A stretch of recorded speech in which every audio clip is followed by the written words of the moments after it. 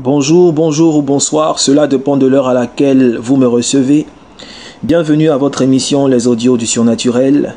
Notre thème d'aujourd'hui c'est la peur, l'ennemi de la destinée. Alors, nous allons prendre nos Bibles dans le livre de Genèse, Genèse le chapitre 2. Nous avons deux passages qui seront les passages de base qui vont, n'est-ce pas, nous permettre de nous convaincre de notre thème d'aujourd'hui. Genèse, le chapitre 2, à partir du verset 15 jusqu'au verset 17. Alors, je lis la parole de Dieu. L'Éternel prit l'homme et le plaça dans le jardin d'Éden pour le cultiver et le garder. Adam, tu auras pour tâche de t'occuper du jardin et de tout ce qui s'y trouve. Compris? Oui, d'accord. Verset 16. L'Éternel Dieu donna cet ordre à l'homme. Tu pourras manger de tous les arbres du jardin. Verset 17. Mais tu ne mangeras pas de l'arbre de la connaissance du bien et du mal. Écoute-moi maintenant. Je ne répéterai pas ce que je vais te dire. Tu ne mangeras pas les fruits de l'arbre de la connaissance du bien et du mal. C'est défendu. Tu seras passible de mort le jour où tu en mangeras. Dieu, je ne mangerai jamais les fruits de l'arbre défendu. Parole. Jamais. Le jour où tu en mangeras, tu mourras. Amen. Alors, allons-y dans notre deuxième passage. Genèse le chapitre 3, à partir du verset 1er. Le serpent était le plus rusé de tous les animaux des champs que l'Éternel avait fait. Il dit à la femme, Dieu a-t-il réellement dit, vous ne mangerez pas de tous les arbres du jardin? Verset 2. La femme répondit au serpent, nous mangeons du fruit des arbres du jardin. Mais quant au fruit de l'arbre qui est au milieu du jardin, Dieu a dit, vous n'en mangerez point et vous n'y toucherez point, de peur que vous ne mouriez. Amen. Voici les deux passages qui vont nous servir pour, n'est-ce pas, détailler ce thème que Dieu a mis à mon cœur pour l'humanité. Amen. La peur, l'ennemi de la destinée. Voici une histoire fabuleuse, une histoire extraordinaire. Je tiens à préciser ceci. C'est une histoire mais qui est réelle. C'est une histoire qui a vraiment existé. Ce sont des faits réels. Il est question de l'homme, du premier homme Adam, donc du récit de la création dans le livre de la Genèse. Alléluia. Et je vais vous faire un bref résumé. La Bible déclare que Dieu a fait l'homme. Il l'a placé au milieu du jardin. Il y avait un jardin qu'on appelait Éden. Ce jardin même existe encore aujourd'hui. La Bible déclare que Dieu le met au milieu de ce jardin. Il le met là pour le cultiver. J'aimerais juste ouvrir une parenthèse. Il n'était pas question de cultiver un champ. Parce que lorsque vous lisez, la Bible déclare que Dieu avait déjà tout fait. Il a vu que ce qu'il a fait était bon. Donc, il n'était pas question pour l'homme de prendre une daba et de cultiver le jardin, de planter des arachides, de planter du maïs. Non. Lorsque la Bible dit que Dieu met l'homme dans le jardin afin de le cultiver, attendez, nous allons prendre exactement ce que la Bible dit. Nous allons lire de façon exacte ce que la Bible dit. Qu'est-ce que la Bible nous dit dans le livre de Genèse, le chapitre 2? Genèse, le chapitre 2, verset 15. L'Éternel Dieu prit l'homme et le plaça dans le jardin d'Éden pour le cultiver et le garder. Il n'était pas question, laissez-moi vous le dire, de cultiver le jardin. Non. Mais Dieu met l'homme dans ce jardin qui est déjà tout fait, qui est déjà accompli, afin que l'homme lui-même se cultive. Je veux donc dire à quelqu'un qui m'entend, c'était une parenthèse, apprends avec Dieu. Ne reste pas dans l'ignorance. Nous continuons notre enseignement. Dieu met l'homme dans le jardin, il dit, tu pourras manger de tout. Mais concernant cet arbre de la connaissance du bien et du mal, tu n'en toucheras pas les fruits. Car, écoutez-moi très bien, car le jour où tu en mangeras, tu mourras. C'était une affirmation. Dieu a porté l'information à l'homme, information selon laquelle, dès que tu touches au fruit de cet arbre, que tu le manges, tu meurs. Voici l'interdit de Dieu. Voici la parole que Dieu met devant Adam. Voici, si vous voulez, la prophétie de Dieu pour Adam. Il lui dit, tu peux tout faire, mais ne touche pas à ceci. Nous étions à une époque où Dieu et l'homme étaient vraiment unis. Je veux dire qu'il n'y avait vraiment pas de séparation entre l'homme et Dieu. La Bible déclare que Dieu descendait chaque soir pour causer avec l'homme. Il descendait, il lui posait des questions, comment est-ce que tu as trouvé ceci, qu'est-ce que tu as appris, etc. etc. L'ennemi, n'aimant pas la relation qui existait entre l'homme et Dieu, était en train de chercher tout. Il faisait tout pour pouvoir détruire cette relation.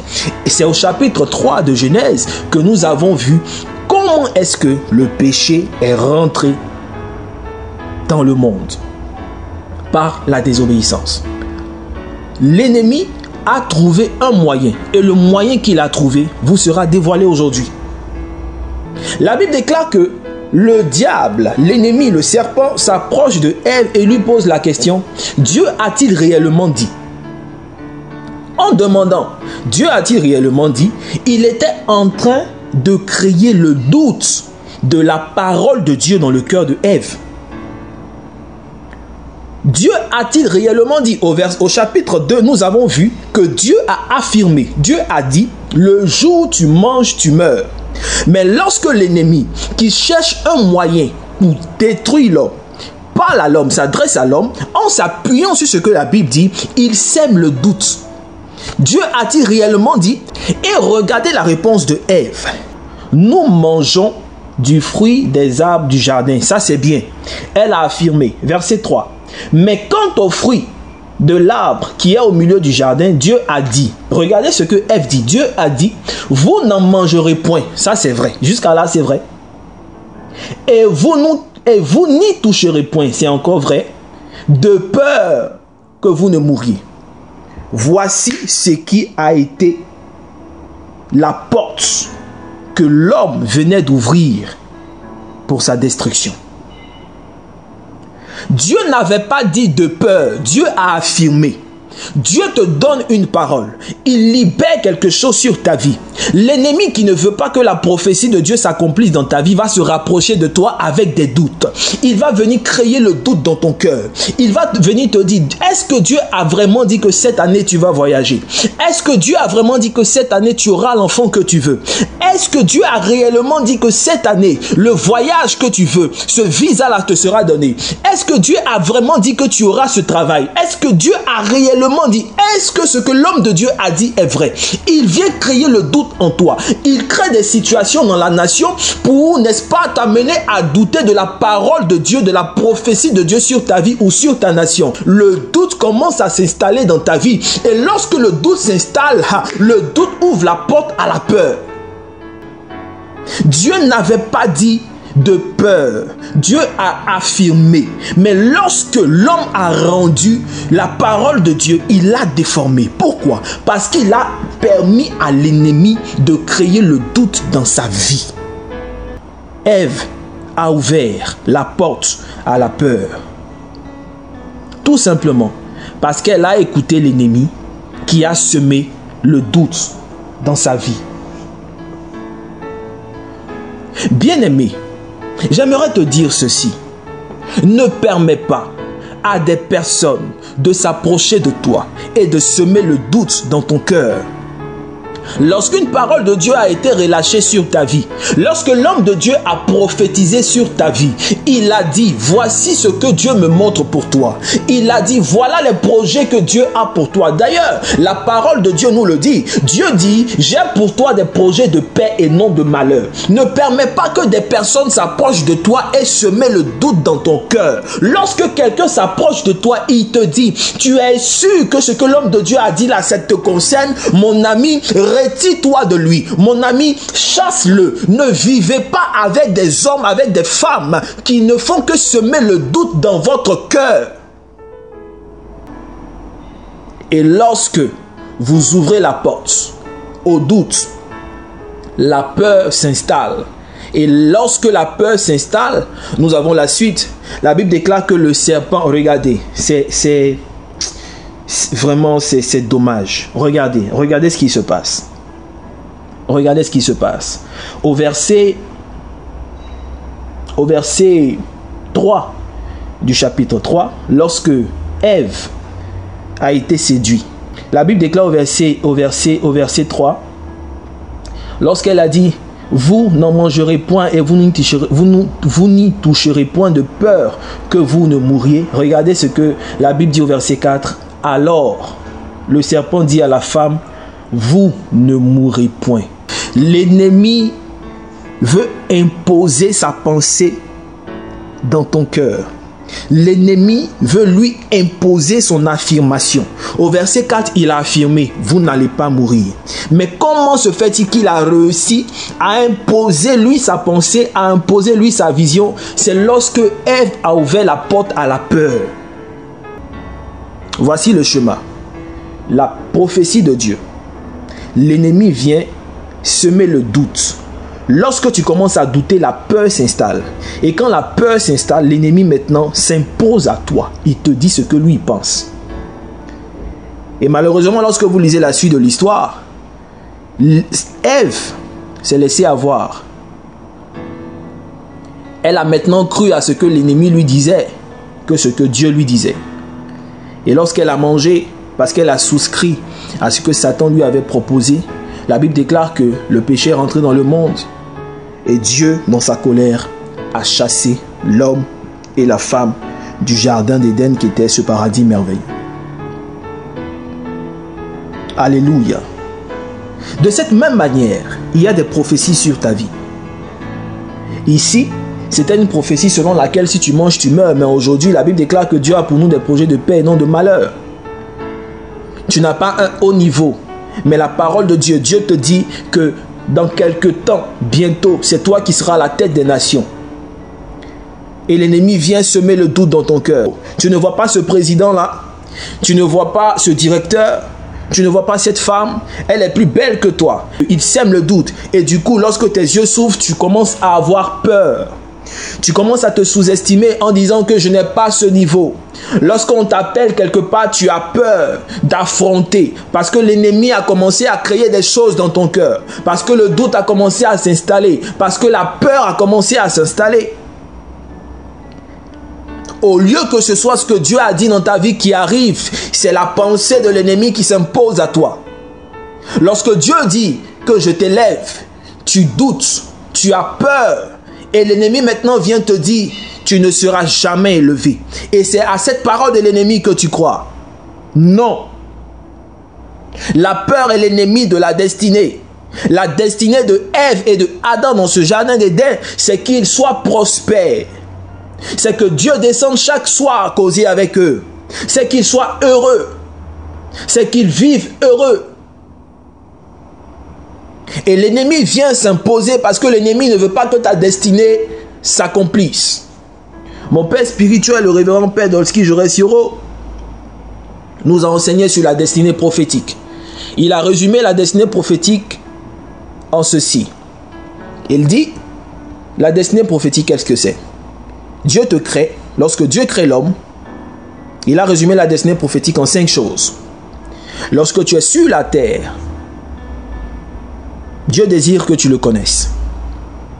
Dieu désire que tu apprennes.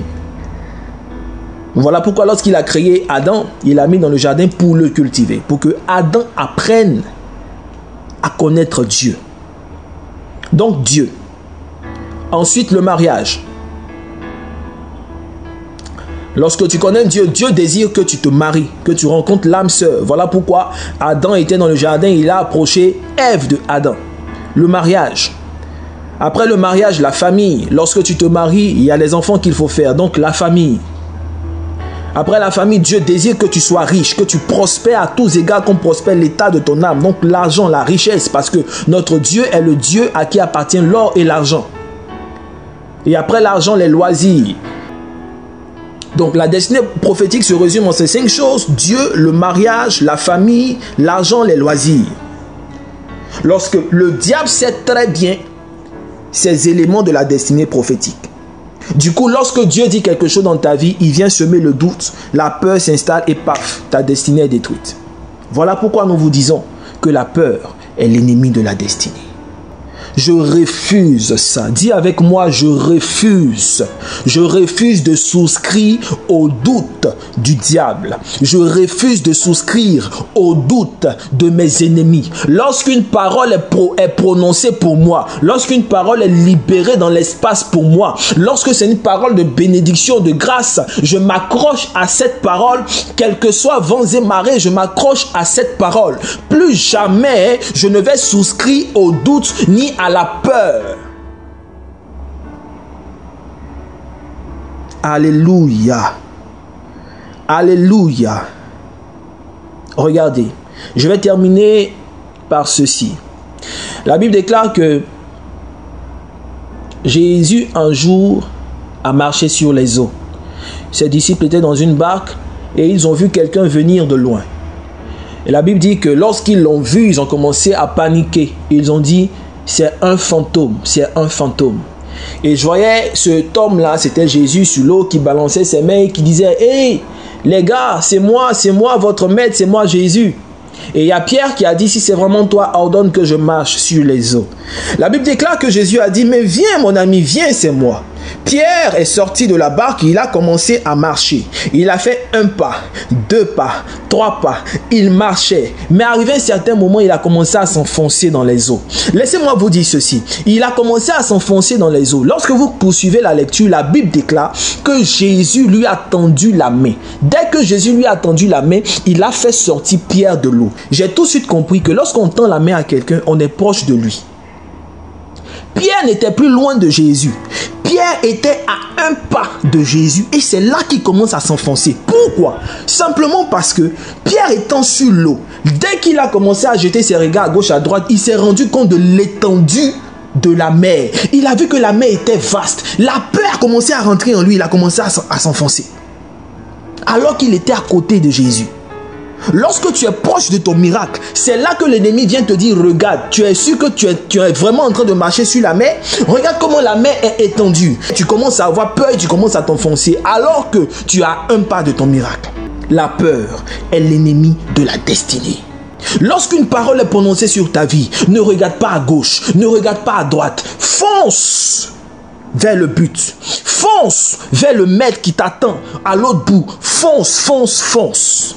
L'homme de Dieu te dit, je te vois au plus haut sommet de l'administration. Ne cherche pas à savoir qui est ton arrière-grand-père qui est quelque part à ce même poste. Non, Dieu prend de la boue l'indigent. Il le nettoie et le place à la tête des nations. Bien-aimé, s'il vous plaît, croyez aux prophéties des prophètes dans cette nation. Croyez aux paroles que Dieu prononce dans la bouche de ses serviteurs. Croyez en la Bible. Et ne souscrivez pas au doute. Toutefois qu'un homme vient devant vous et sème le doute dans votre cœur, fuyez-le. C'est Satan, c'est le serpent déguisé. Le doute enfante la peur. Et la peur détruit la destinée prophétique. Que la grâce de Dieu soit sur votre vie et que Dieu nous aide à marcher dans ses voies, à avoir la révélation de sa parole qui, n'est-ce pas, va nous aider à être les numéros 1. Soyez bénis, la faveur de Dieu soit sur votre vie. Que le Dieu d'Abraham, d'Isaac, de Jacob, le Dieu de Élie, de Samuel, de Salomon, le Dieu de Dolski, mon Père, soit avec vous, au nom de Jésus. Amen.